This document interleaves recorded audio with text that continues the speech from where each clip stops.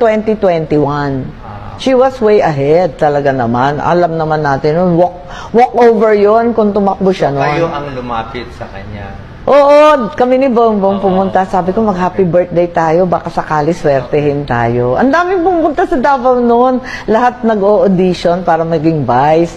Tapos, yun nga, ang nangyari, ayaw na ni Sara na tumakbo. Hindi na niya gustong mag-president o vice president man. Sabi niya, hindi bale na. Dito na ako sa Davao. Walang gulo. Ako magme-mayor. End of story. Ayoko na dyan. Magulo. And noon nangyari yun, sinabi ko sa kanya, huwag ka naman ganyan. Lahat umasa sa'yo. Huwag kang paasa. Huwag kang ganyan. Mag-vice president ka kaya. Ayun, sabi niya, tumakbo na kayo. Tumakbo na kayo. Ganyan. Kayo na tumakbo dyan. Tapos nag-file si Bongbong. Sabi ko, kakahiya naman to. Wala naman siyang kasama. Samahan mo na lang. Ayun. Tapos after a while, na-convince din. At pumayag siya na mag-vice. Ayun.